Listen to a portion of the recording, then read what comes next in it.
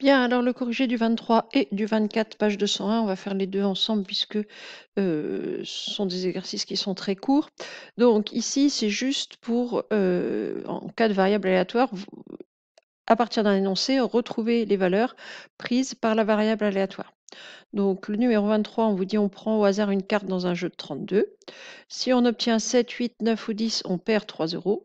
Si on obtient valet, dame, roi, on gagne 2 euros. Si on obtient un as, on gagne 5 euros. Donc on appelle x la variable aléatoire qui, à chaque lancer ou à chaque fois à chaque choix, associe le gain du joueur. Donc quelle valeur peut prendre x? Donc ici, x va être... alors, x peut prendre les valeurs, donc on va écrire x appartient à... Alors, il faut reprendre l'énoncé. Si on a 7, 8, 9, 10, on perd 3 euros. Donc, en général, quand on perd, eh ben, on donne une valeur, enfin, en général à chaque fois, c'est que x a une valeur négative, c'est-à-dire que soit on perd 3 euros, c'est-à-dire que soit x vaut moins 3. Deuxième possibilité, si j'ai un valet, une dame ou un roi, je gagne 2 euros. Dans ce cas-là, x va valoir 2. Et si on gagne un as, si on tire un as, pardon, on gagne 5 euros. Donc dans ce cas-là, x vaut 5. Donc ici, tous les cas de figure sont balayés. Il n'y a rien où on puisse cumuler deux gains puisque on ne parle absolument pas des signes, on parle vraiment que des chiffres sur les cartes. Alors ici, on a bien les 4 cartes et 3, 7 et 1, 8. On a bien toutes les valeurs balayées. Donc x va forcément valoir soit moins 3, soit 2, soit 5. La suite de l'exercice, ça pourrait être de donner la loi de probabilité de x, c'est-à-dire on ferait un tableau en mettant les trois valeurs moins 3, 2, 5, puis la probabilité d'avoir moins 3, la probabilité d'avoir 2, la probabilité d'avoir 5. Le 24, donc on a une urne qui est ici représentée, qui contient 5 boules jaunes, 3 rouges et 4 vertes. On prend en même temps 3 boules dans cette urne et on appelle x la variable aléatoire qui à chaque tirage associe le nombre de boules rouges obtenues.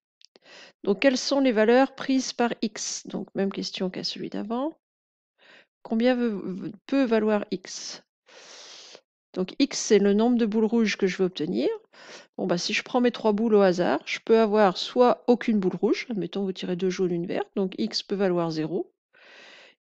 Je peux avoir une boule rouge. Je peux avoir 2 boules rouges. Et je peux même avoir 3 boules rouges. Donc ici, x, il vaut soit 0, soit 1, soit 2, soit 3.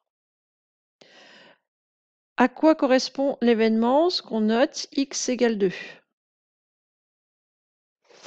Eh ben, x égale 2, ça veut dire x, c'est le nombre de boules rouges. Donc x égale 2, ça voudrait dire on a tiré 2 boules rouges. On a tiré 2 boules rouges. Et de la même manière, à quoi correspond l'événement x strictement inférieur à 1? Bon, x strictement inférieur à 1, ici pour notre énoncé, ça voudrait dire x égale 0. C'est l'équivalent de x égale 0. Ce serait inférieur ou égal à 1? Non, mais c'est strictement inférieur à 1, donc x ne peut pas valoir 1. Ce qui veut dire qu'obligatoirement ici, x égale 0, c'est-à-dire on n'a tiré aucune boule rouge. Le nombre de boules rouges est de 0, on n'a tiré aucune boule rouge.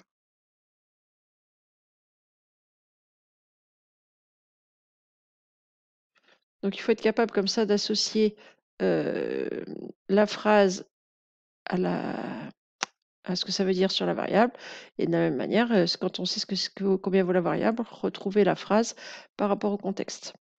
Voilà, c'est tout pour cet exercice. Donc pas de calcul pour l'instant, juste un peu s'imprégner de la notation de variable aléatoire.